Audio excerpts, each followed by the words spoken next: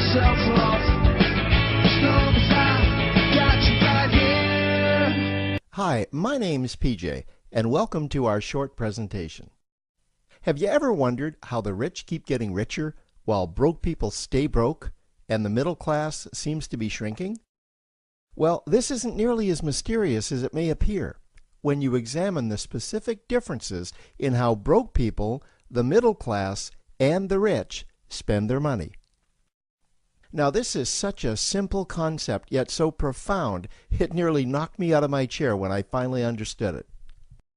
I'm going to show you exactly how the rich spend their money, and you can evaluate for yourself why they keep getting richer and the broke keep getting broker, and why the middle class remains so stressed out.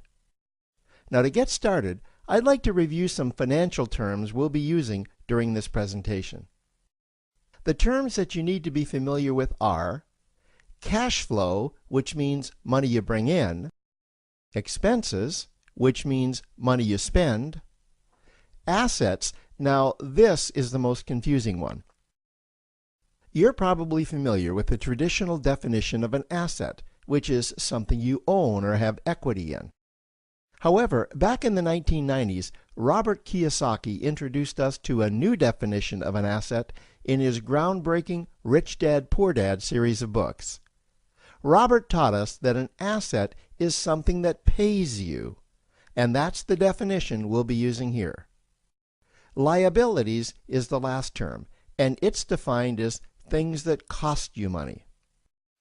As an example, a house is typically viewed as an asset, but can it actually be a liability? Yes, with our revised definition, anything that costs you money is a liability, not an asset. If you have a mortgage, your house is an asset to your banker because it pays him or her every month. But could a house also be considered an asset to you? Yes, in the right circumstances it could, when it pays you money. Let's say you buy a house and you rent it out, and it paid you a positive cash flow every month after all expenses. That would then be considered an asset. Now, one more time with the terms, just to be very clear before we continue. Cash flow is money you make. Expenses, that's money you spend.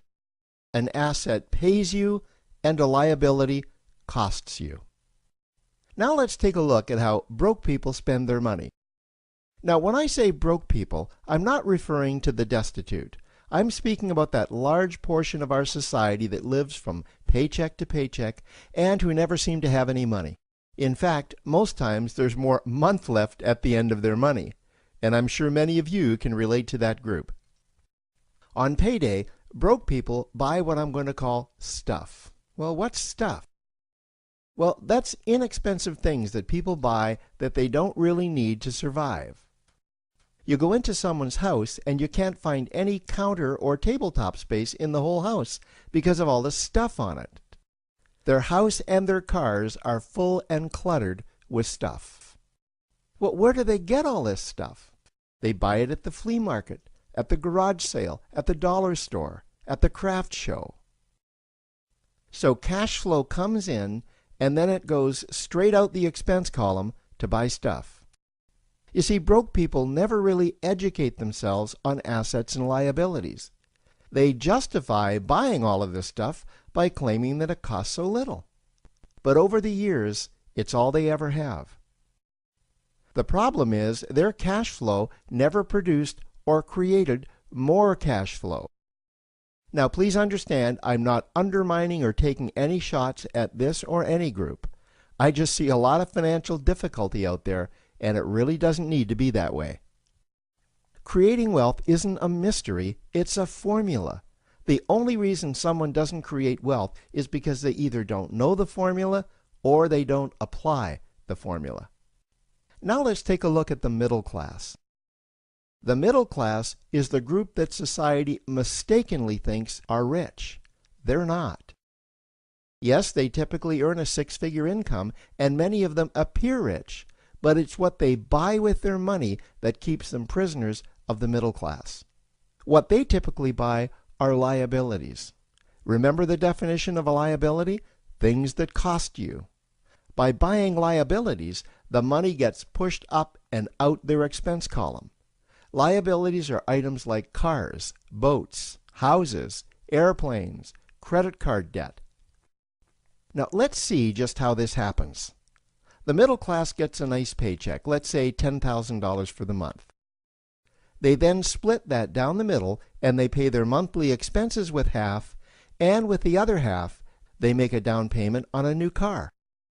The car costs $5,000 down, and after they add on the insurance and the maintenance, that liability now costs $1,100 new dollars every single month. A few months go by, and they want a boat, then a vacation home, a Rolex watch on their credit card, a vacation on their credit card. And before you know it, their liabilities have raised their expense levels to near or above their income levels. They actually spend equal to or more than they make, meaning that they have to go to work and make a certain amount of money every single month just to cover their liabilities.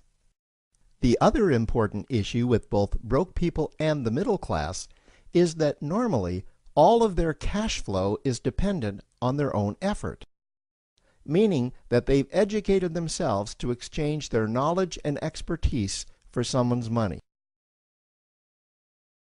Also, the money they earn is usually the highest taxed form of income. Here's an example. An attorney is knowledgeable about law, so people pay him or her in exchange for that knowledge on an hourly basis. The problem here is that if the attorney isn't sharing that knowledge with a client, then the attorney isn't making any money. This causes lots of stress and anxiety in their lives, and if you ever ask them to take an afternoon off to play golf with you, well, they very rarely can because of how much money it'll cost them to take that time off. On the surface, life's pretty good. The reality is that it's a roller coaster ride. That's the middle class. Now, I know this group very well because for a great deal of my adult life, that was me. Now let's take a look at how the rich people spend their money. Rich people acquire assets. Again, an asset is something that pays you. If you want to become rich, buy assets that earn you more money. The money cycle looks like this. Acquire assets that produce cash flow, invest the profits to acquire more assets that produce more cash flow, invest those profits to acquire more assets that produce more cash flow.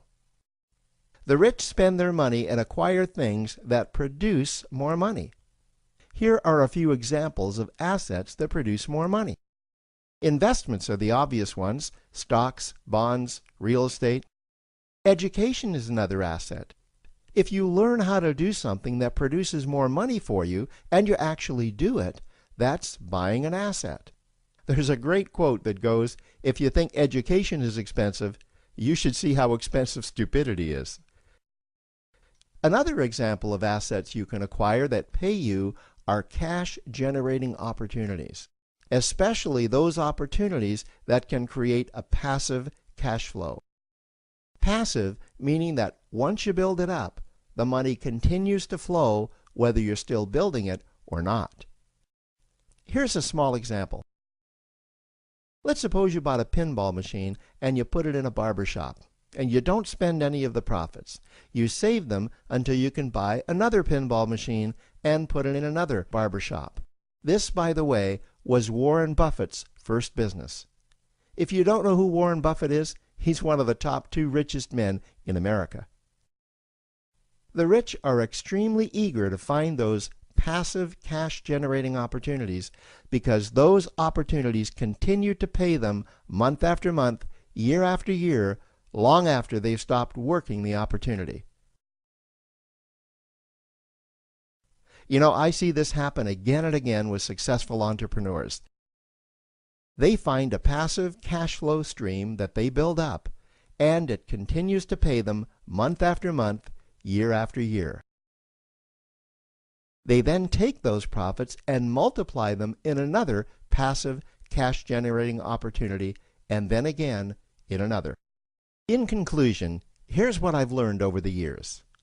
You can't find these passive cash-generating opportunities unless you're open to hearing about them.